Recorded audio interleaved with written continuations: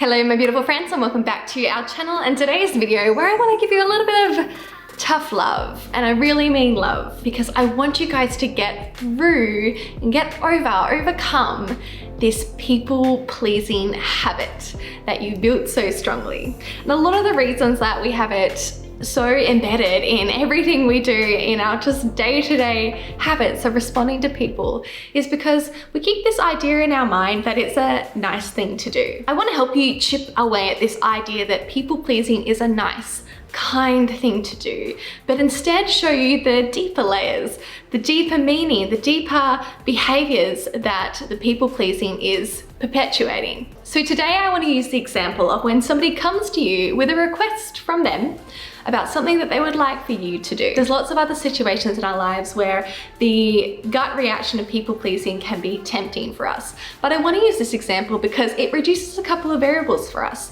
because at least we have the other person asking explicitly for us to do something. Where in other scenarios, we have a temptation to people-please when we make assumptions that it's something that the other person wants. For example, when somebody's telling us their opinion and we want to people please by agreeing with their opinion when we don't entirely. But let's say in this case, the person has explicitly asked for you to do something. They're bringing a clear agenda, a clear want on their side of what they would like for you to do. Now I want to show you how this is still a bit of a murky case and we can still get caught up in thought errors. Here is my hack to try and bring up and help you see some of the thought errors that are coming in to motivate you to people please when you really don't have to. So in the case of people pleasing, by default, we're saying you would like to say no to this request from the other person. Now in this situation, where you already feel like you probably want to say no, I want you to next ask yourself, if I said, I don't want to, but I will for you, how do you think they would respond? How do you think they'd be feeling? What do you think they would be thinking about that? So there are broadly two situations here. One,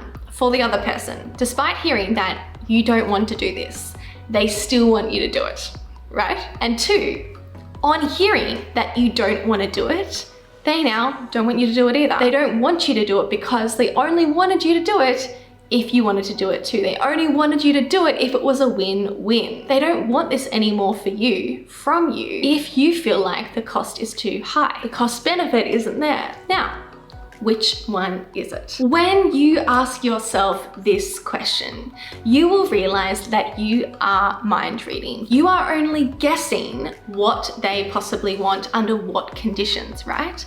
When somebody brings a request for you, it's only usually a sentence or two. They don't usually elaborate on what conditions and in what settings and at what costs they would like for you to do it or not. We just fill in those gaps. And so often we fill in the gaps as something like, they want me to do it at any cost, or they want me to do it, or they'll be hurt and thinking that I don't want to do it too. And all that mind reading is just so unnecessary. If in doubt, if it's not clear, if you're not sure if they wouldn't want you to do it, if you don't want to do it, or if they'd want you to do it anyway, I want you to just be honest. Ask a genuine question. Genuinely meet that person where you're at. We commonly think that the kindest, most generous thing to do, especially in a relationship that we care about, is to just give the other person what they want. But ultimately, A, this is not sustainable in a relationship. And B, most importantly, this is not a genuine, authentic relationship. When you don't have an open communication passage in a relationship, where the other person can't express their wants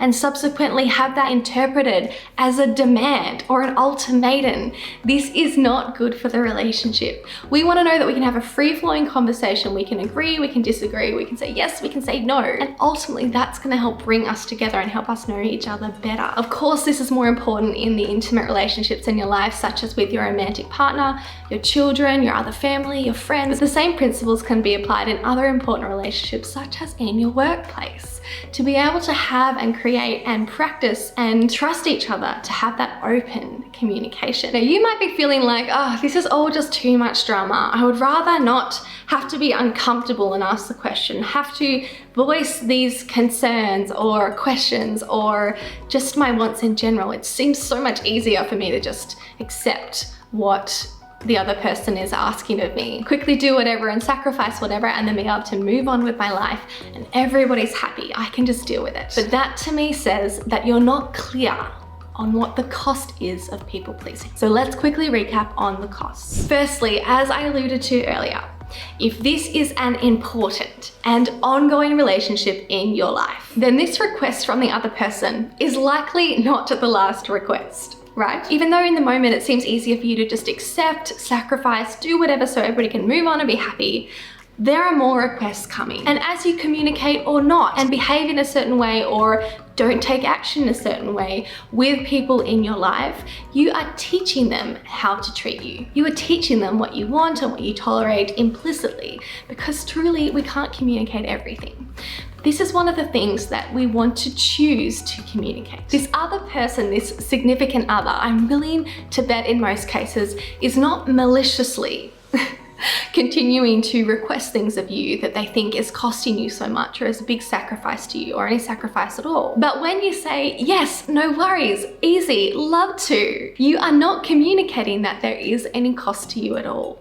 Like, you don't want to. In their minds, it's a win-win, so why wouldn't they come back and ask for more? The second part of this is an opportunity to communicate explicitly what we want, what we don't want, what we like, what we don't like, what's a cost and what's not a cost, what's a win-win, what's a lose-lose, what's a win-lose to us. It's a chance for us to connect and have the other person know us better. These are one of the critical moments in our relationships that create intimacy. Having these hard conversations. We talk a big game about having the hard conversations and doing the hard thing and asking for what we want. This is one of those situations just disguised as otherwise a chance for you to generously sacrifice and give to the other. Think of this as an opportunity to communicate who you are, what you want, and let it be an open conversation. Just like their request isn't a demand for you, your communication of what you want and don't want isn't a demand for them either.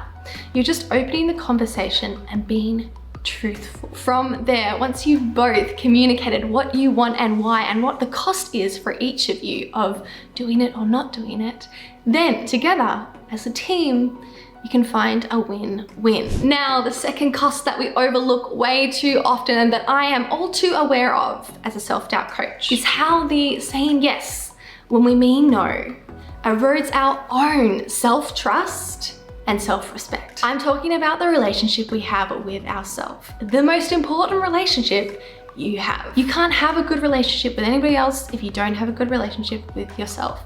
Period. How confident do you think you're able to be if you can't trust yourself, with yourself and around yourself to make decisions for yourself, to take care of yourself as you go out in the world and have other people's wants, priorities, agendas placed on you? Imagine how much that affects how you show up each day, what opportunities you take, what risks you take, what situations you put yourself in. If you can't trust yourself to take care of yourself, if you can't trust yourself to protect and prioritize your values, your mission, your own emotional health, if you continue to people please, if you continue to say yes when you mean no, sure, you might seemingly be keeping the other people happy for now, but you are abandoning and neglecting yourself. So it will never be a win-win. There is another option, my beautiful friends. Come along coaching with me and I'll show you how to kick this nasty little insidious